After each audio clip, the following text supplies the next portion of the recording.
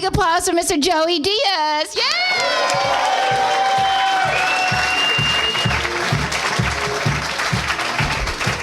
Let's keep it going for the beautiful young lady.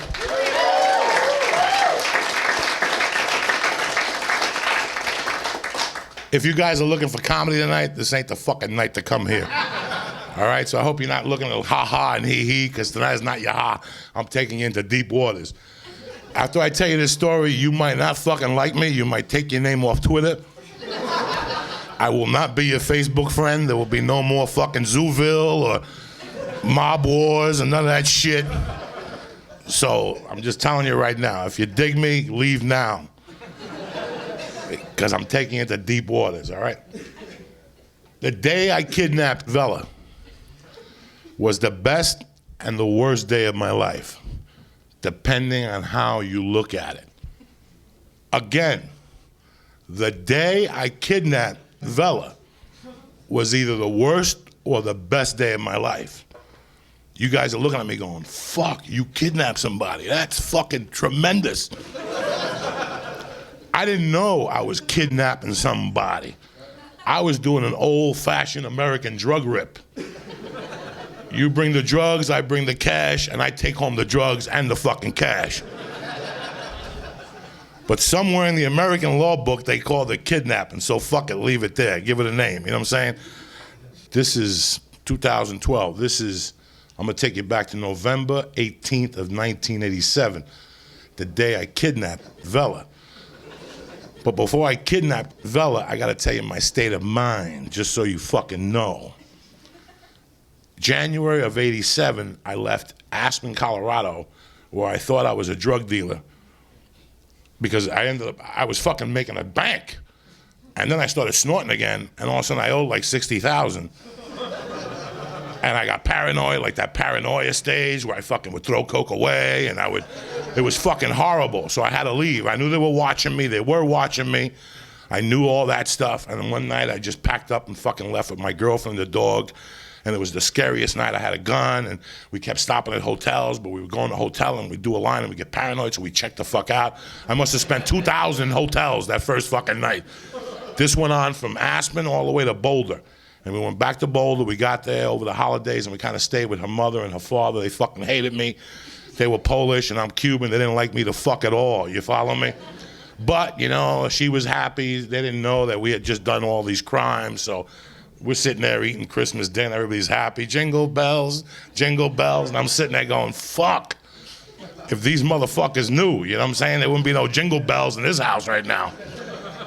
But, you know, life went on, and I got a job. I got a job as a shagger at a body shop, making $3.90 an hour times 80 hours a week, fixing cars and washing cars, and just all I wanted was to have a job, and I wanted my life to be normal.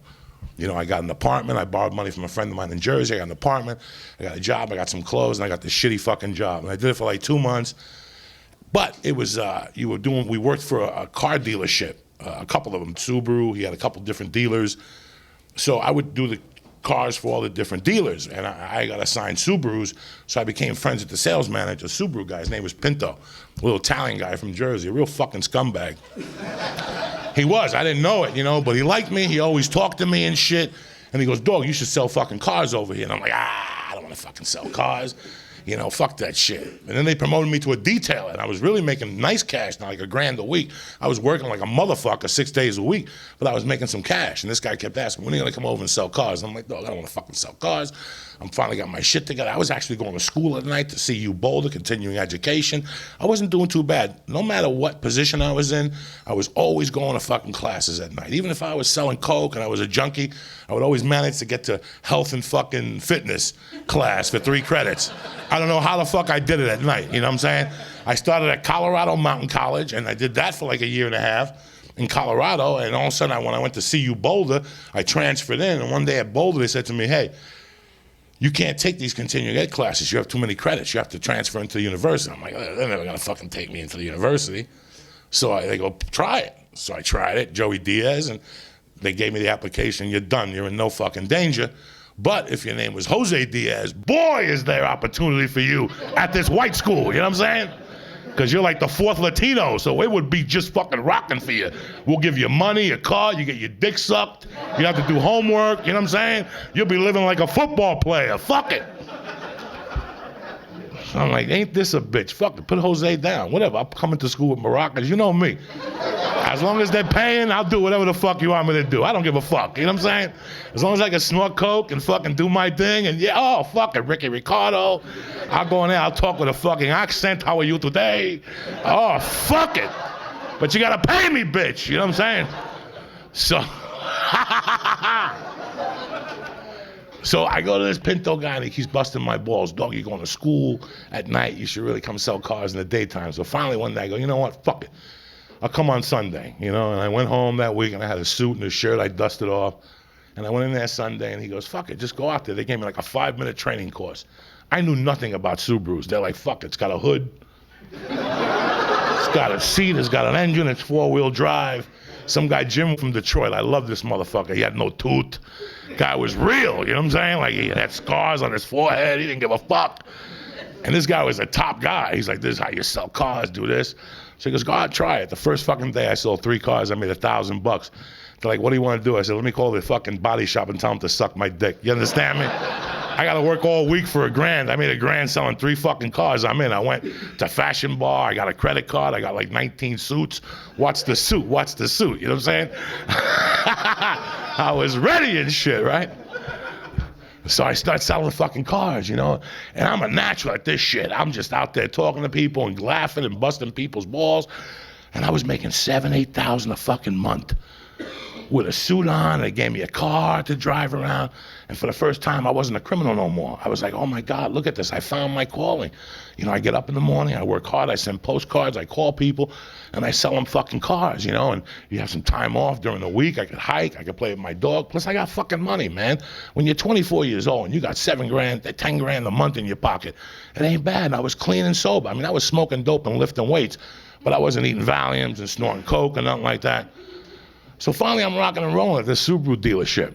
And one day I said, listen, my buddy wants to buy a car, sell him this car. And they go, it's $500. And then a week later, my buddy calls me, he goes, dog, I got a bill for $1,500. These guys were thieves. So I said, listen, the guy wants his $1,500 back. They're like, nah, we're not going to give it back to him. I went and I got a fucking, what are those things, a sledgehammer? And I got a top one of the car and like 4 customers. And I said, if you don't give my money back, I'm going to start smashing fucking windshields in this motherfucker. And they said, all right, we'll give you your money back. So they gave me back my 15, but they sent me home for the day. And on the way home, I seen this Chrysler Plymouth place. That was like a little white mom and pop store. It was a Dodge place where they sold trucks to farmers, and a Chrysler Plymouth place. They had like 3 cars.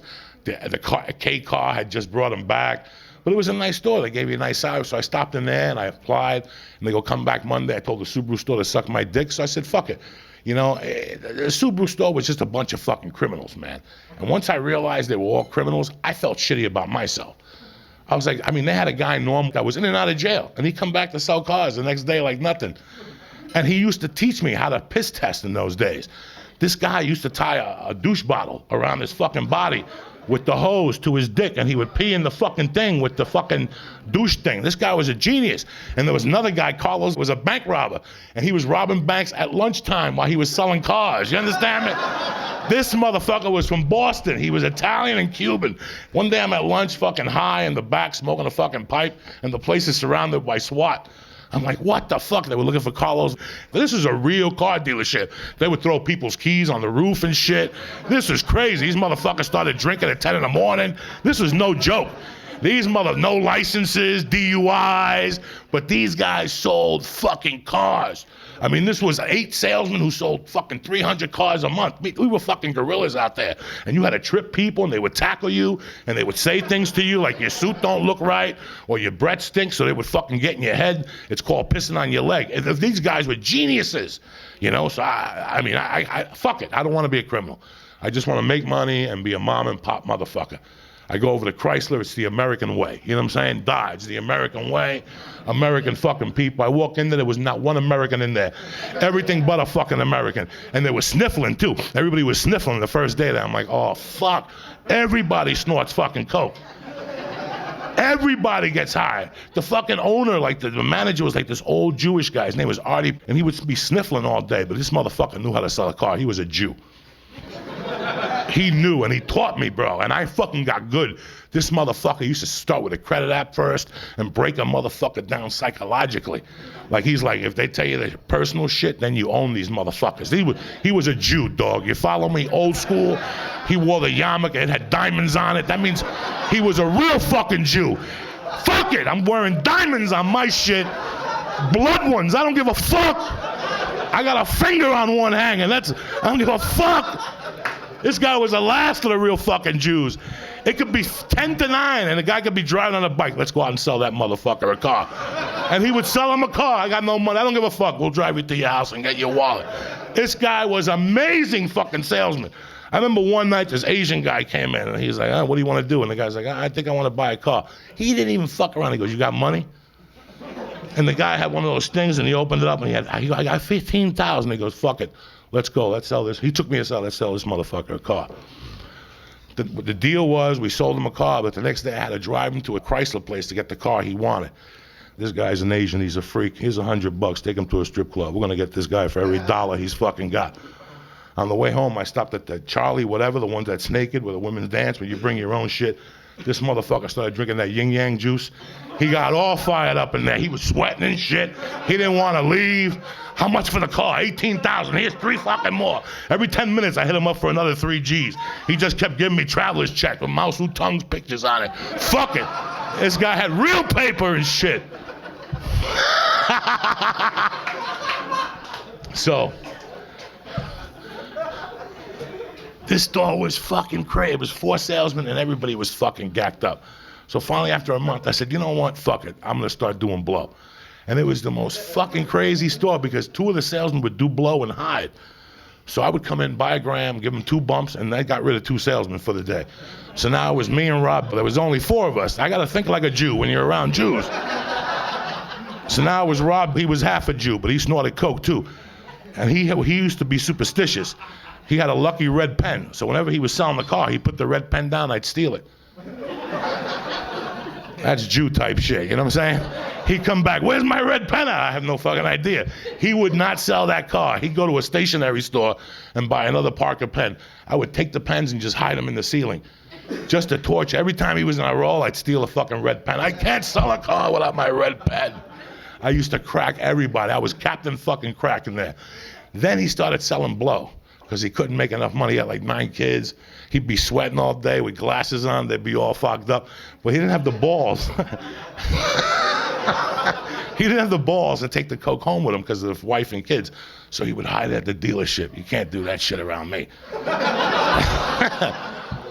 I figured him out one night. I called him like 11. You got anything? No, it's at the dealership. Bang!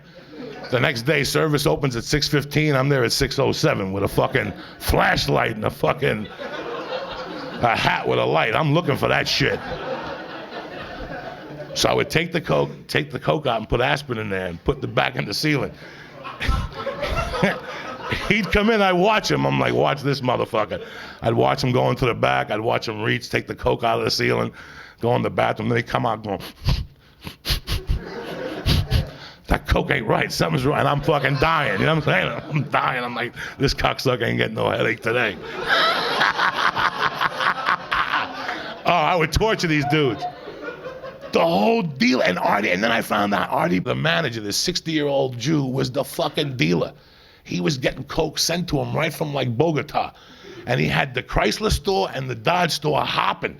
And the Dodge store was good old boys. You couldn't fuck with those motherfuckers. I didn't even go down there because they were like ex-Vietnam vets, like Hamburger Hill and shit like that, talking about eating people. There was one guy that would threaten you, I'll fucking kill you if you don't buy a goddamn car. Buy this truck, motherfucker. It was fucking nuts. So I became nuts. This guy's name was Dale. He was in Hamburger Hill. And we went to see the movie Hamburger Hill when it came out. He's like, that's a lie. He was yelling at the screen. He wanted to go, I'm gonna beat the fucking camera guy up. I'm like, dog, he's just up there, $8 an hour, fuck him. Didi Mao, he hated fucking everybody. He hated everybody. He would insult me all day for being Cuban, but he loved me. I knew he loved me, you know? You spick motherfucker, it's people like you ruining this fucking country. But I loved it. I loved it. The fucking Cubans, they came over, they cut the prices of cocaine. He was always, I love racist people.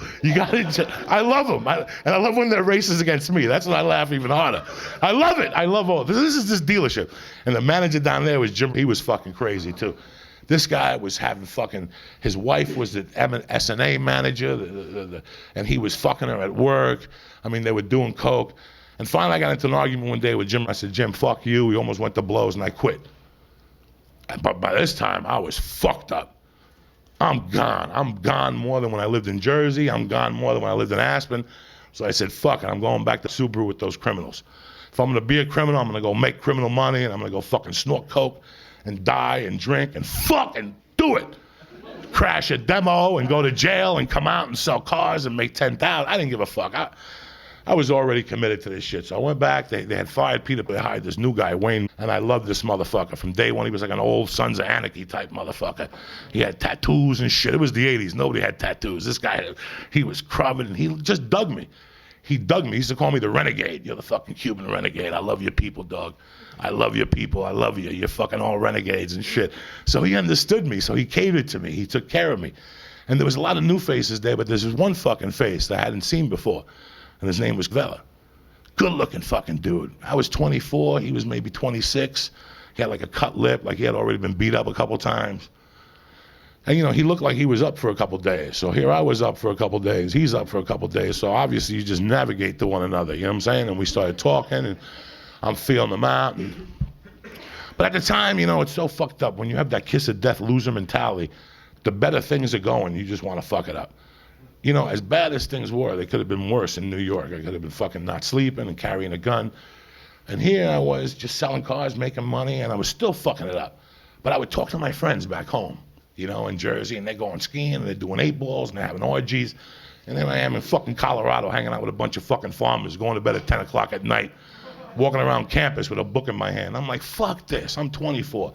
I gotta make a score, and I'm going back to Jersey. I'm gonna dump this chick, you know, fuck my friend that lives with me out here from Jersey. I'm sick of this goody-goody life. I need a fucking score. And this kid comes over to me. Right after I said this to my friend, I hang up the phone. This is Denver against Summit. It's a Monday night, so the dealership was quiet. So I would usually call long distance on that night. Trust me, I was a 24-hour walking fucking scam. You know, I had a phone at the house, but I used long distance at the dealership. I was horrible. I was a horrible fucking person. So now I'm sitting there and I'm like, how am I gonna get back home? And this fucking Vela guy comes up to me one morning and he goes, hey man, can you give me a ride to a liquor store? I mean, it was like fucking 9 o'clock. So I figured he needed cigarettes or rolling papers, what normal people fucking need in the morning, you know? When we get to the liquor store, he goes, hey man, you want something? I go, yeah, get me like a Diet Coke or a Coke or whatever. And he goes, you don't want no rum? And I'm like, no. He comes back with like a half gallon of fucking vodka. And he sits down and he starts drinking it straight. And we go back to the dealership and he's like, you want a bump? So I knew this guy was already trouble and I liked it. I'm like, fuck it, I'm gonna hang out with this guy. He's perfect for me. I mean, birds of a feather flock fucking together, right? So we talked for about a week and one night he goes, you wanna give me a ride home? Give him a ride home and he has no license, you know, and he's telling me how he got this DUI and he got caught for possession and they're gonna throw him in jail and he doesn't wanna do time. So his roommate where he was staying had 2 kilos of coke and he was gonna rob it, sell it at wholesale and move to Arizona and start a new life. So I'm like, that's fucking cool. So he goes, if you know anybody that wants to buy coke wholesale, let me know. So we go upstairs and I go, give me like $20 worth and he gives me like a fucking 8-ball. And I go home and every bump I'm doing at home, my mind is going. And I'm like, I'm gonna rob this motherfucker. This is it, you know. At this point, guys, I was robbing everything that wasn't nailed down. The $5,000 a month I was making, I wasn't even paying for nothing. I was snorting that up. I was going there in the mornings and robbing the soda machine. I mean, I was stealing I was fucking a 24-hour fucking theft machine. 24-hour felonies every fucking day. My roommate, who was also from North Bergen, was renting out the new cars to strippers at the bus stop on a daily rate and putting a plate on it for the dealer. And I was getting a cut of that. It was 24-hour fucking madness. You know, I would go to the fucking, Boulder was not prepared for a character like me. I'm telling you, I walked out of the fucking mall one time with a CD player at Radio Shack. Just picked it up and walked out with the box. Nobody stopped me, nobody said nothing. You know, I figured out how to steal by not stealing.